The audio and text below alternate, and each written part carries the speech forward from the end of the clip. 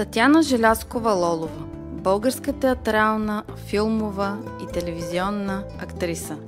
Известна е главно с комедийните си роли в киното, театъра, телевизията и радиото.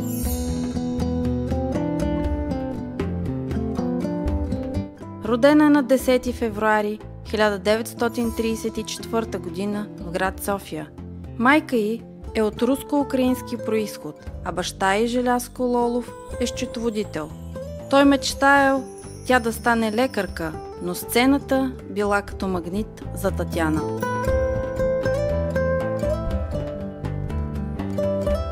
Татяна и брат ѝ Димо рано остават без родители. Тя често се грижи за братчето си и дори се е случвало да я взимат за негова майка. По-късно той заживява в Париж, където работи като режисьор и сценарист.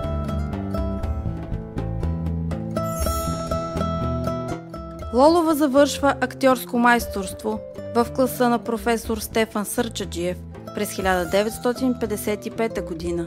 заедно с Ицхак Финци, Григор Вачков, Никола Анастасов и други забележителни актьори. Малко момиче по алеята тича, там далече, далече, като слънце изгрява по пътека една, там до нас приближава после млада жена. Но далече, далече, едно малко човече, едно малко момиче по алеята тича.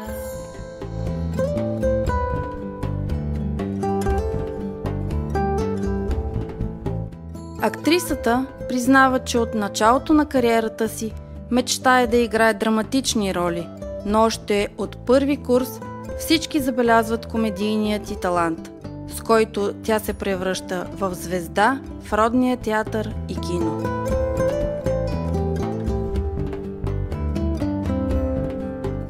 Кариерата й започва още през 1955 г. в Русенския театър.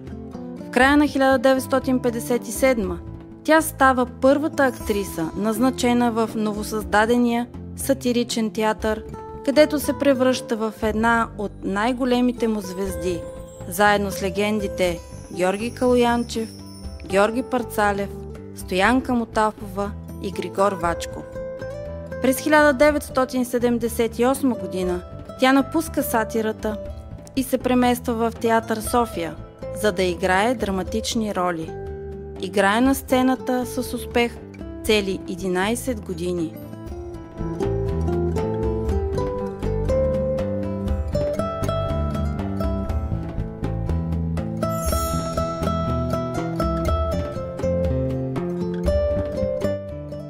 По-късно играе и на сцената на театър 199, където отбелязва 10 години на хитовия моноспектакъл «Дуенде» по текстове на Румяна Апостолова, Лорка и други, с режисьор Съни Санински.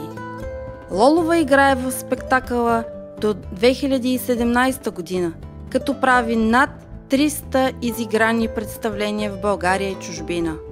В театър 199 също играе в постановките «Старомодна комедия» от Алексей Арбузов и «Нищо не помня» от Артър Милър.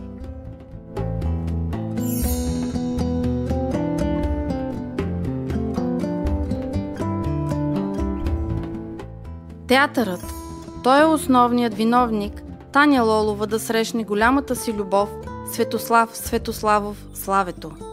Любовната им история започва през 1963 г. в сатиричния театър.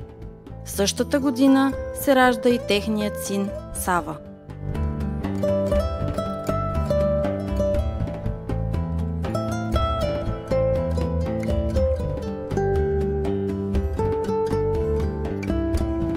Двамата изживяват истинска, приказна любов, докато животът не ги разделя през 2018 година. Заровена до над талията, точно в центъра на могилата е Уини.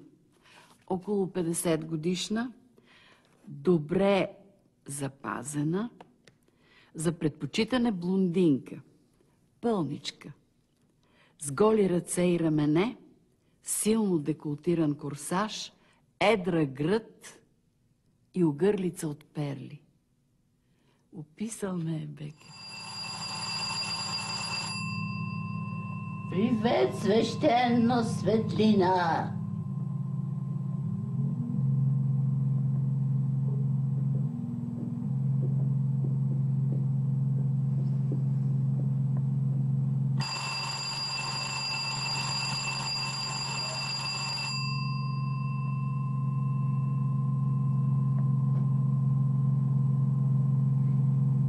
Някой все още ме гледа. Все още се грижи за мен. Това според мен е прекрасно.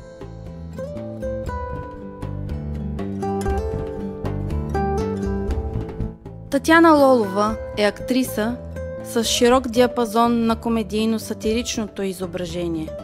От фарса до сатирата. Изграждането на нейните образи са толкова истински и въздействащи.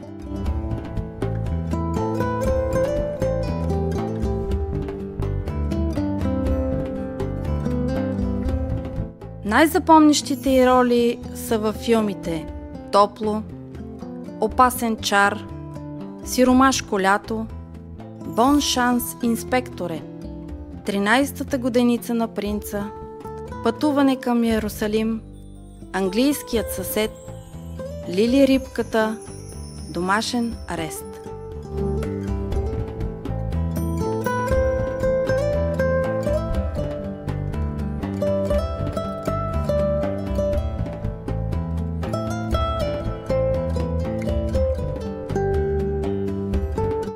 Голямата актриса е носител на многобройни награди и държавни отличия.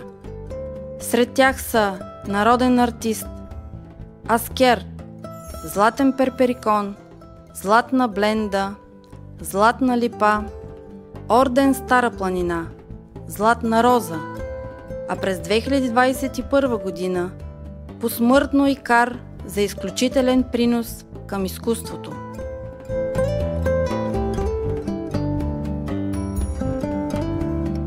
Татяна Лолова е жена с много лица.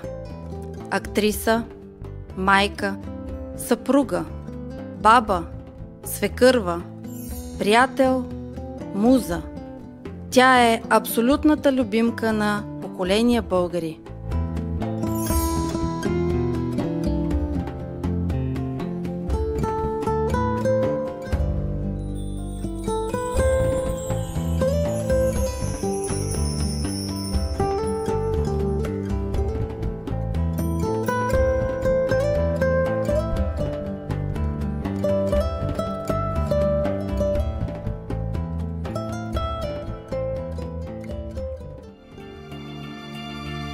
За господина купнеш, за онези влюбени там две места на лунни пътеки.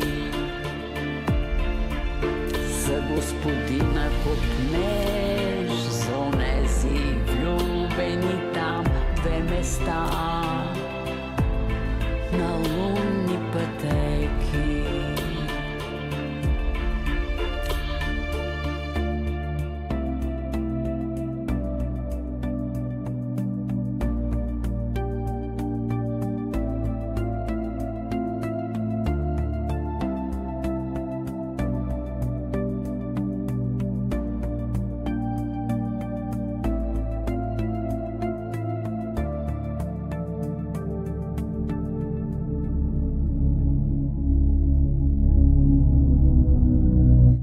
Наричат я царицата на смеха, защото напук на всичко не спира да се усмихва и на сцената, и в живота.